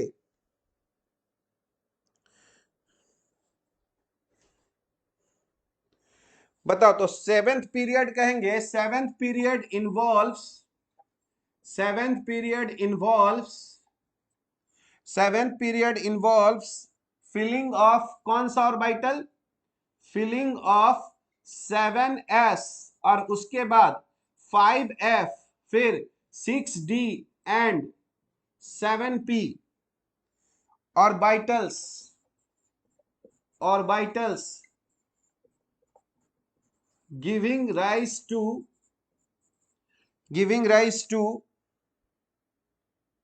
है ना, 32 एलिमेंट्स, 32 एलिमेंट्स। तो अब एक बात बताओ, तो सेवेंथ पीरियड किस एटॉमिक नंबर से स्टार्ट होगा? बताओ, तुम लोग को हम समझे कि तुम लोग को याद, इनर्ट गैस का यहां पर लिख चुके हैं। बताओ, सेवेंथ पीरियड जो है वो किस एटॉमिक नंबर से स्टार्ट होगा? सेवेंथ पीरियड बताओ किस एटॉमिक नंबर से स्टार्ट होगा? बताओ तो सेवेंथ पीरियड 87। 87 किस में चला गया? S block. 88 भी किस में चला गया? 88 भी किस में चला गया? 88 भी चला गया किसमें? S block. और बताओ 89 किस में गया? एक्टिनियम। 89 किस में गया? 89 किस में गया? 89 एफ में नहीं, एफ में नहीं, डी में। याद करो, एस के बाद एक इलेक्ट्रॉन पहले डी में जाएगा, डी ब्लॉक में एक इलेक्ट्रॉन किस में जाएगा? डी में पहले। समझे? तो बताओ, अगर हम यहां पर 5D सीरीज लिखे थे ना, 5D सीरीज लिखेंगे, तो अब हम यहां 6D सीरीज लिख रहे हैं, 6D सीरीज। तो 6D सीरीज जो है वो याद करो, यहां पर स्टार्ट होगा पहले एक्टिनियम, 32 जोड़ोगे तो 89 हो गया एक्टिनियम।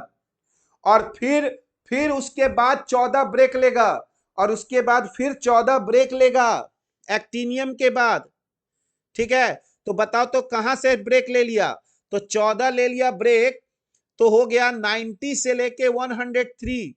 तो फिर ये स्टार्ट होगा 104 से, 104 से, ठीक है, और लास्ट में जाएगा 112 तक। ठीक है, तो ये उसके बाद स्टार्ट होगा जेड इज इक्वल टू कितना? 104 से लेके Z is equal to 112।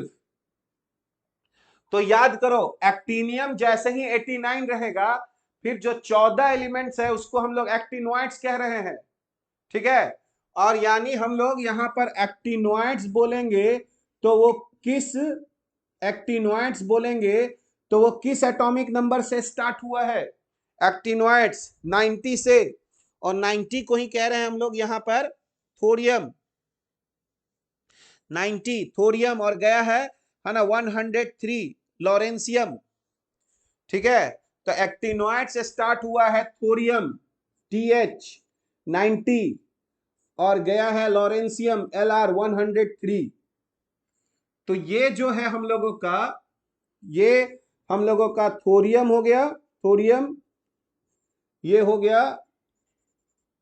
Lawrencium.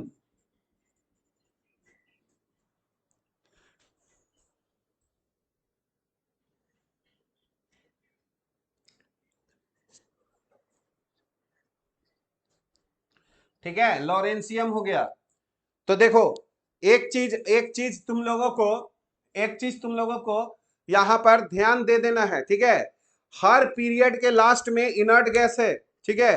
Her period के लास्ट में इनर्ट गैस है। एटॉमिक नंबर 2, 10, 18, 36, 54, 86 और उसके बाद 118। तो देखो, अगर तुमको ये याद रहेगा कि एस में पहले 2 इलेक्ट्रॉन गया है, उसके बाद डी में 1 गया है, और बाकी जाके फिर 14 जो है वो हम लोगों का लेंथेनॉइड्स एक्टिनॉइड्स में गया है। तो लेंथेनॉइड जो है वो कहां से जाएगा? 58 से 71। और एक्टिनॉइड्स किस में जाएगा? 90 से 103। तो अब तुमको अगर तुम पढ़ोगे तो तुम किसी भी एलिमेंट का पोजीशन बता सकते हो। याद रखना, पहले एफ तो आया है 6th और 7th पीरियड में ना। एफ आया है 6th और 7th पीरियड में, और डी आया है 4th पीरियड से, ठीक है। तो अगर अब हम लोग यहां पर कुछ एलिमेंट्स लिखते हैं, तो देखो, जैसे अब हम यहां पर एक क्वेश्चन लिखते हैं। क्वेश्चन बताना है, क्वेश्चन है position of element in periodic table. कौन कहां पर है? सपोज करो अगर हम यहां पे ऐसे लिखते हैं, ठीक है। तो अब ध्यान से देखो, अगर हम यहां पर बोलते हैं कि बताओ मेरे पास z बराबर 49 है, बताओ ये किस पीरियड में पड़ेगा? पहले पीरियड डिसाइड करते हैं। हाँ ठीक है, सही कह रहे हो अक्षत। एक्टिनियम भी ग्रुप 3 में लाई करेगा, एक्टिनॉइड्स भी किस में लाई करेगा? ग्रुप 3 और पीरियड 7। अगर बोलना होगा तो ग्रुप 3 बोलेंगे और पीरियड जो है वो 7 बोलेंगे। अब एक बात बताओ, z बराबर 49 ये किस पीरियड में है? तो इनर्ट गैस देखो, फर्स्ट पीरियड लास्ट हो गया, second period, third period, fourth period. तो देखो, फोर्थ पीरियड का लास्ट क्रिप्टन है, और यहां पर जेनन लिखा हुआ है 54। तो ये फोर्थ और फिफ्थ के बीच में लाई कर रहा है। इसका मतलब है नहीं, फोर्थ पीरियड तो खत्म ना हो गया जी। हीलियम फर्स्ट पीरियड का लास्ट है, नियॉन सेकंड पीरियड का लास्ट है, आर्गन थर्ड पीरियड का लास्ट है, क्रिप्टन फोर्थ पीरियड का लास्ट है, और 49 हम यहां पर लिख रहे हैं। तो याद करो, ये हमारा किस पीरियड में चला गया? 5th पीरियड में चला गया। आराम से यहाँ पे देख के इनर्ट गैस का बना देंगे, ये 5th पीरियड में चला गया। नहीं, रटने उठने का जरूरत नहीं है, कोई नियम कानून रटने का नहीं है, समझने का जरूरत है। इनर्ट गैस याद रहेगा 5th पीरियड। और याद करो, इनर्ट गैस ग्रुप 18 में है, इनर्ट गैस ग्रुप 18 में है। यानी देखो 54 जो है वो ग्रुप 18 में है। तो अगर 54 ग्रुप 18 में है तो 53 ग्रुप 17 में होगा, ठीक है। 52 जो है वो ग्रुप 16 में होगा, 51 ग्रुप 15 में होगा, 50 जो है वो ग्रुप 14 में होगा। नहीं, तो ये किस में आएगा? 49 किस में आ गया? 54 में से 5 घटा दिए ना, तो किस ग्रुप में पड़ेगा? ग्रुप 12 पड़ेगा कि ग्रुप 13 पड़ेगा? 49 हो गया ग्रुप 13, है ना। 5 घटा दिए ना, तो 54 में से 5 घटाएंगे तो 49 आएगा। तो ग्रुप 18 में से भी 5 घटाएंगे तो ग्रुप 13 आ गया। तो इसका ग्रुप नंबर जो है वो हम लोगों का 13 पड़ गया, देखो। और ग्रुप 13 जो है वो, है ना, बोरॉन फैमिली है। ग्रुप 13 जो है वो हम लोगों का बोरॉन फैमिली है। बोरॉन के नीचे एल्यूमिनियम, फिर गैलियम, इंडियम, इस तरह से। अब बताओ, बी बराबर हम यहां पर लिख रहे हैं जेड बराबर 67। ध्यान से देखो, जेड बराबर 67। तो याद रखो, तो लेंथेनॉइड्स कहां से कहां रहता है? लेंथेनॉइड्स रहता है 58 से 71। तो 58 से 71 का कोई भी एटॉमिक नंबर, 58 से 71 का कोई भी एटॉमिक नंबर अगर तुम ले लोगे तो उसका ग्रुप हो जाएगा कौन सा? 3। और पीरियड कौन सा होता है लेंथेनॉइड्स का? 6th period. हाँ, वेरी गुड। तो इसका हो जाएगा 6th पीरियड और ग्रुप 3। बताओ तो, अगर हम यहां पर z बराबर 115 बोले, Z बराबर 115 बोले। चलो तुम लोगों से पूछते हैं कौन सा ग्रुप और कौन सा पीरियड में ये एलिमेंट लाई करेगा, बताओ। Z बराबर 115 7th पीरियड में तो चला जाएगा, बहुत बढ़िया। और उसके बाद बताओ पीरियड, हाँ, क्योंकि देखो 118 जाने वाला है 18th पीरियड में 118, ठीक है, तो उसमें से 3 घटा दिए ना, तो तुम्हारा 115 आ रहा है, तो उसमें से भी, हाँ, तो ग्रुप 15 हो जाएगा, तो ये 7th पीरियड हो जाएगा, ठीक है। और साथ ही साथ ग्रुप क्या हो जाएगा, बताओ, ग्रुप ग्रुप हमारा 15 हो जाएगा। बहुत सिंपल सा चीज है। देखो इनर्ट गैस का क्या याद रखोगे, इनर्ट गैस का खाली एटॉमिक नंबर याद रखना, और लेंथेनॉइड्स कहां से कहां है, 58 से 71 लेंथेनॉइड्स है, और 90 से 103 एक्टिनॉइड्स है। तो 58 से 71 का कोई भी एलिमेंट पकड़ेंगे ग्रुप 3 होगा, और 90 से लेकर 103 के बीच का कोई भी एलिमेंट पकड़ेंगे वो भी ग्रुप 3 होगा,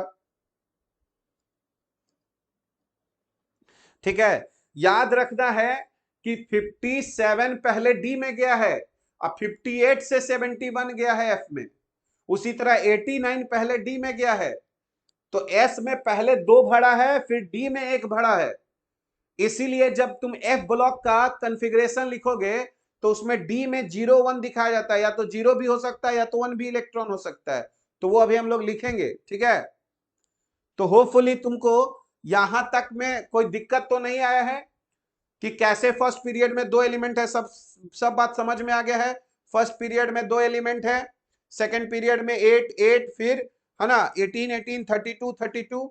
लेंथेनॉइड्स में पहले एक गया है 57 डी में, और उसके बाद 14 गया है हम लोगों का।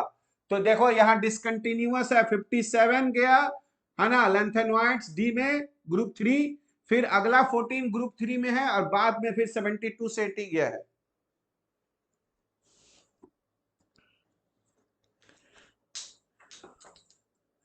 तो देखो ये हम लोगों का इलेक्ट्रॉनिक कॉन्फ़िगरेशन था किसमें, है ना, पीरियड के लिए। अब अगर ग्रुप में देखोगे तो ग्रुप में अगर हम लोग यहां पर, तो अब अगर हम लोग बी देखें, इलेक्ट्रॉनिक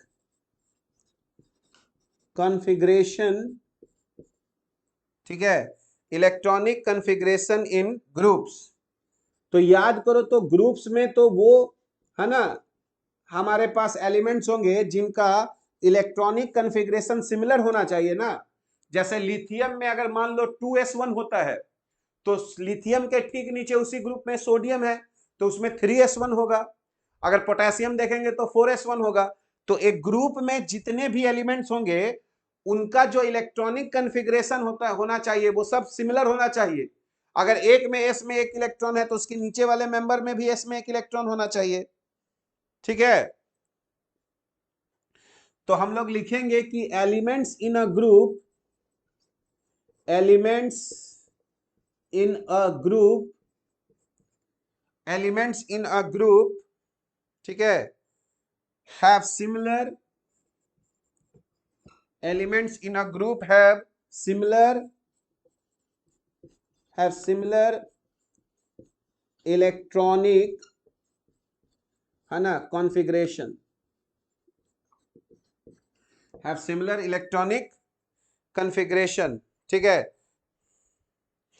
सिमिलर इलेक्ट्रॉनिक कॉन्फ़िगरेशन होगा, सेम नंबर ऑफ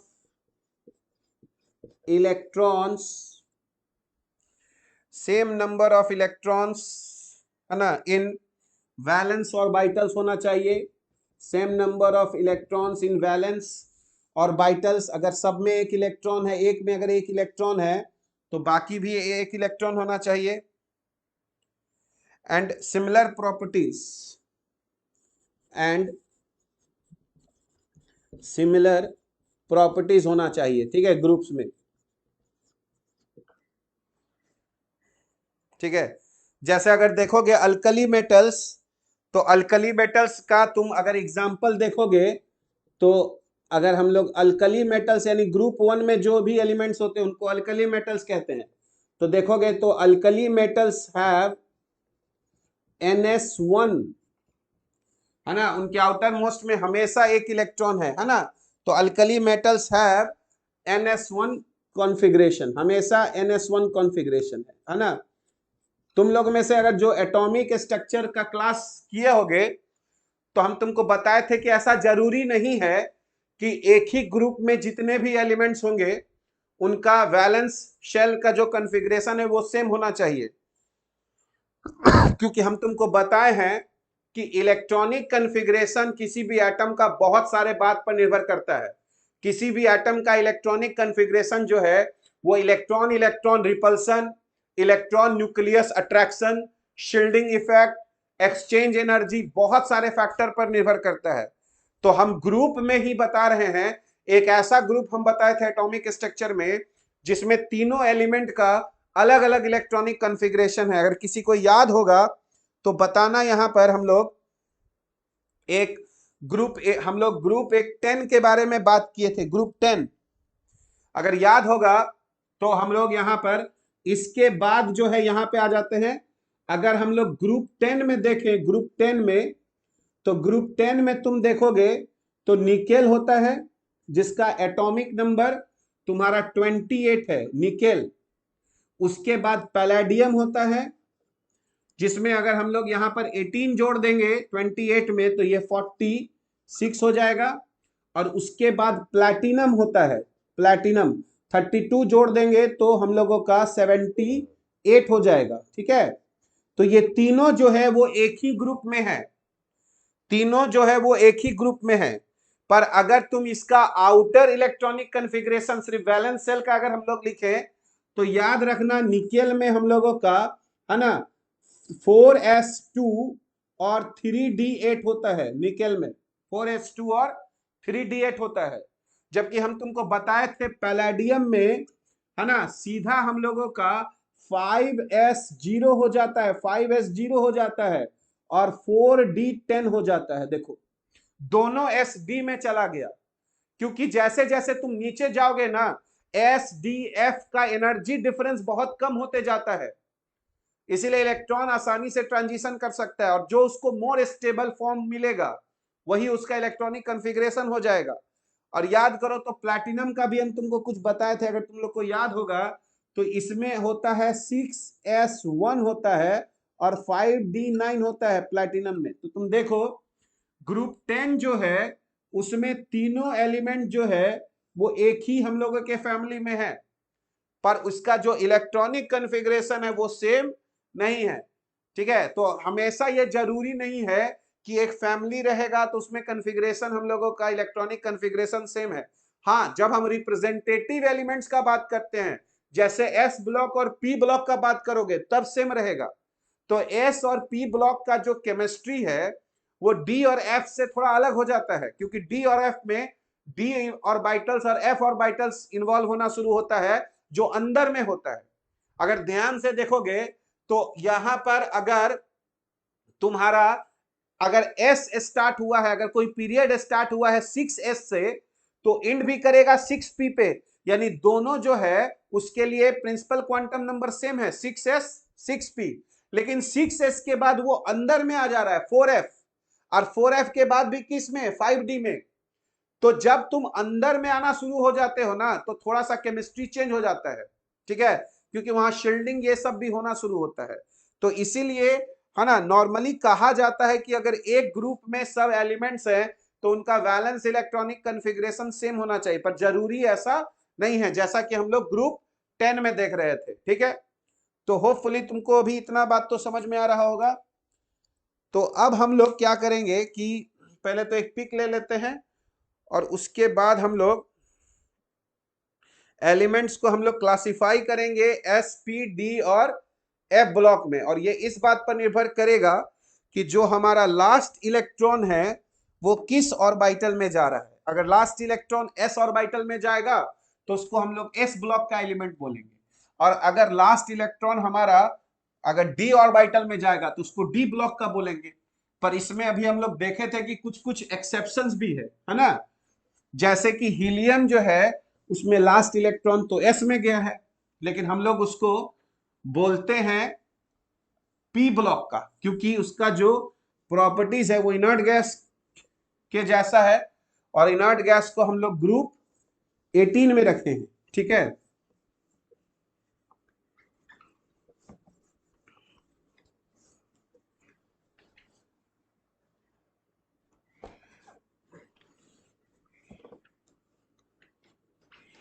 तो जैसा कि तुम बोर्ड पे देख रहे हो कि हम लोग एलिमेंट्स को जो है वो 4 ब्लॉक्स में हम लोग बांटे हैं, है ना, S block, P block, D और एफ ब्लॉक।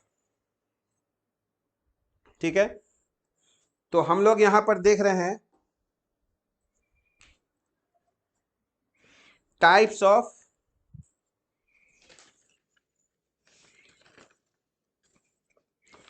ठीक है electronic configurations and types of elements. ठीक है, तो हम लोगों का टॉपिक अब हो जाएगा electronic configuration, electronic configuration and type of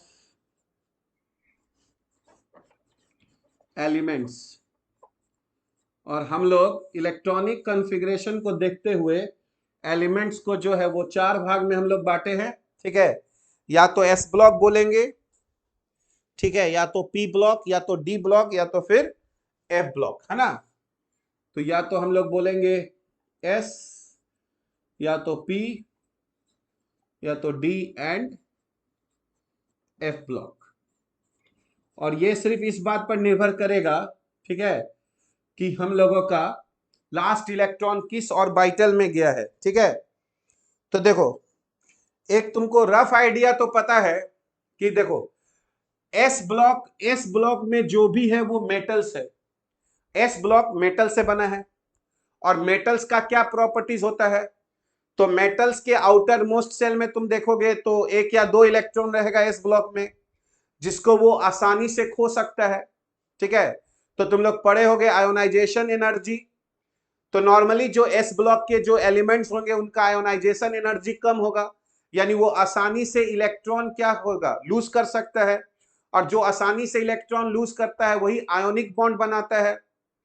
और ये मेटल्स जो है वो ज्यादा रिएक्टिव होंगे, क्योंकि ये तुरंत अपना इलेक्ट्रॉन्स जो है वो लूज कर जाते हैं। ठीक है,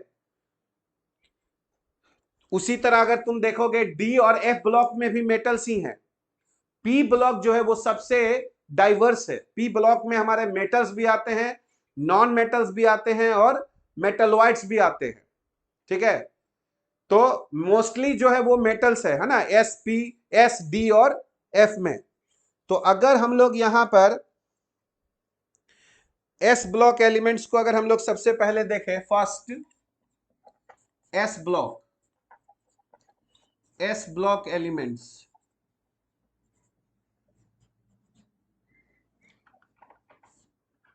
देखो हम एक्सपेक्ट करेंगे कि 11th में तुमको एस ब्लॉक और पी ब्लॉक का एलिमेंट पता होना चाहिए। आज जब 12th में आओगे तो डी और एफ के बारे में पढ़ना है, तो तुम डी और एफ पढ़ लोगे, है ना। तो सब एक ही साथ याद रखने का जरूरी नहीं है, लेकिन एस में कौन से एलिमेंट्स है और पी में कौन सा एलिमेंट्स है वो को कम से कम तुमको पता होना चाहिए। ठीक है, तो देखो एस ब्लॉक में कौन कौन सा ग्रुप आ जाएगा, तो हम लोग जानते हैं ग्रुप 1 एंड ग्रुप 2, क्योंकि एस में 2 इलेक्ट्रॉन रह सकता है। तो group 1 and group 2 elements belong to s block, elements,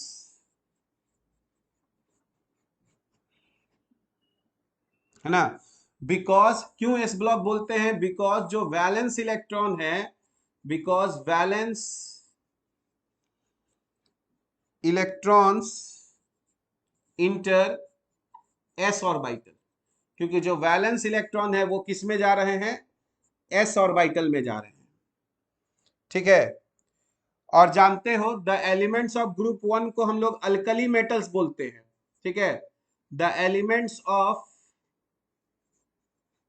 क्योंकि इनके ऑक्साइड या जो हाइड्रोक्साइड्स होते हैं वो बेसिक नेचर के होते हैं, इसीलिए हम लोग ग्रुप 1 के एलिमेंट्स को अल्कली मेटल्स बोलते हैं और ग्रुप 2 के एलिमेंट्स को अल्कलाइन अर्थ मेटल्स बोलते हैं। ठीक है, the elements of group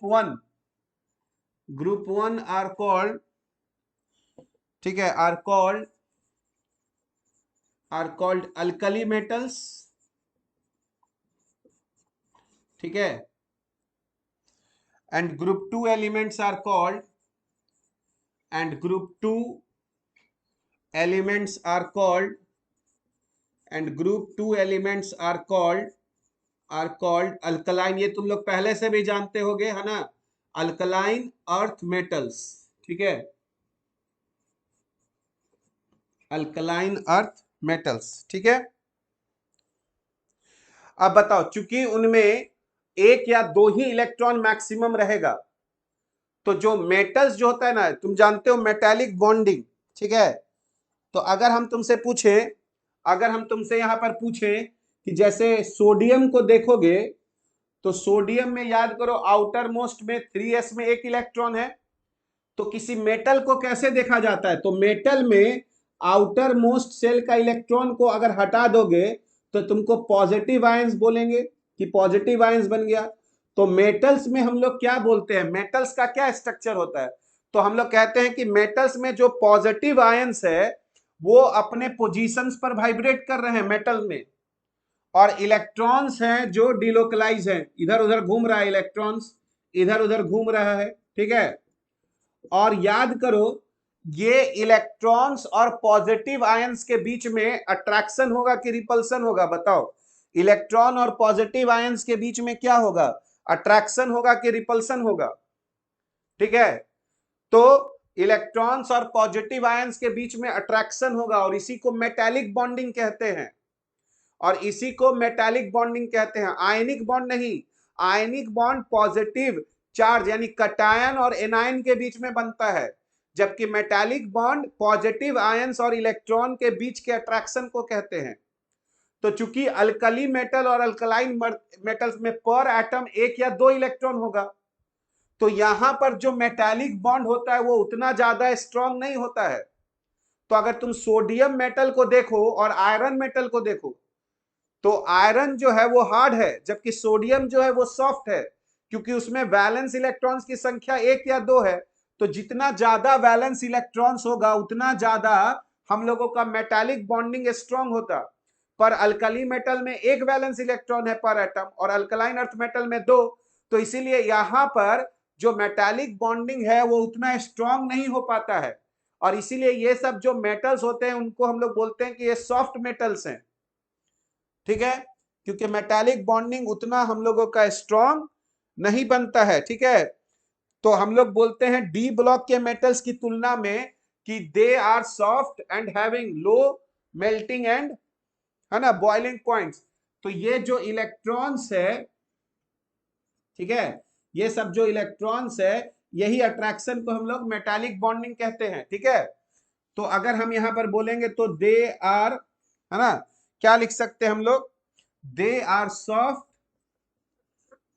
soft metals, क्योंकि मेटालिक बॉन्डिंग उतना स्ट्रांग नहीं हुआ। They are soft metals and have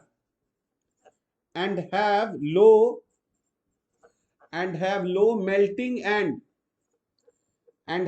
melting and boiling points. किसकी तुलना में, डी ब्लॉक के मेटल्स की तुलना में हम लोग बात कर रहे हैं। ठीक है, डी ब्लॉक के मेटल्स की तुलना में उनका मेल्टिंग और बॉइलिंग पॉइंट क्या रहेगा, कम होगा। ठीक है, तुम बताओ इनका रिएक्टिविटी कम होगा या ज्यादा होगा, तो इनका रिएक्टिविटी ज्यादा होगा क्योंकि इनका आयोनाइजेशन एनर्जी क्या होता है, कम होता है ना। इलेक्ट्रॉन को हम लोग आसानी से निकाल सकते हैं। ठीक है, तो they are highly reactive metals, they are highly reactive metals, they are highly reactive metals due to low ionization energy। Ionization energy हम लोग डिफाइन भी करेंगे, पर तुम लोग अभी जानते होंगे आयोनाइजेशन एनर्जी वो एनर्जी होता है जिसको देकर हम किसी, है ना, आउटर शेल से इलेक्ट्रॉन्स को बाहर निकालते हैं। तो चूंकि है ना अल्कली मेटल्स जो है उसका आयोनाइजेशन एनर्जी कम होता है, तो हम लोग उससे आसानी से इलेक्ट्रॉन निकाल सकते हैं, और इसके कारण उसका रिएक्टिविटी जो है वो बहुत ज्यादा हो जाता है। और याद करो, जैसे जैसे ग्रुप में ऊपर से नीचे आते हो साइज बड़ा होता जाता है, हम लोग बोलते हैं, तो आयोनाइजेशन एनर्जी और कम हो जाएगा, तो मेटल का रिएक्टिविटी और बढ़ जाएगा, है ना। मेटल का रिएक्टिविटी क्या हो जाएगा, बढ़ जाएगा। तो हम लोग कहेंगे रिएक्टिविटी एंड मेटालिक कैरेक्टर, है ना। रिएक्टिविटी क्या बोलेंगे हम लोग, reactivity and metallic character, and metallic character increase, है ना, as we move down the group,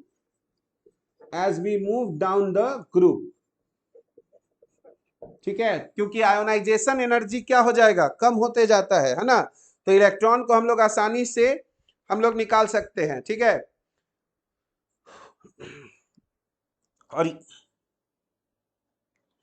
अभी हम देखो, अभी हम बताएंगे, जैसे तुम आयोनाइजेशन एनर्जी कब कम होता है, तो देखो आउटर सेल में जो इलेक्ट्रॉन है ना, अंदर में जो इलेक्ट्रॉन्स है वो एस और पी ऑर्बिटल में है। तो अभी हम लोग पढ़ाएंगे कि जो अगर इलेक्ट्रॉन एस और पी में रहता है ना, तो वो न्यूक्लियस को आउटर इलेक्ट्रॉन्स को शील्ड कर देता है, यानी आउटर इलेक्ट्रॉन्स को शील्ड कर दिया, एस और पी जो है वो न्यूक्लियस को घेर दिया, तो न्यूक्लियस का अट्रैक्शन जो है वो वैलेंस सेल के एस इलेक्ट्रॉन पर नहीं पड़ पाया, जिससे वहां से इलेक्ट्रॉन निकालना जो है वो आसान हो गया। तो ये अभी हम लोग पढ़ेंगे, है ना, आयोनाइजेशन एनर्जी क्यों कम होता है। पर अभी समझना कि अल्कली मेटल में जो आउटर सेल में जो इलेक्ट्रॉन्स है उस पर न्यूक्लियस का उतना ज्यादा प्रभाव नहीं पड़ रहा है, क्योंकि अंदर वाला इलेक्ट्रॉन्स शील्ड कर दे रहा है उसको न्यूक्लियस से, है ना। और यही कारण है कि वहां से इलेक्ट्रॉन को निकालना हम लोगों के लिए आसान हो गया है, ठीक है।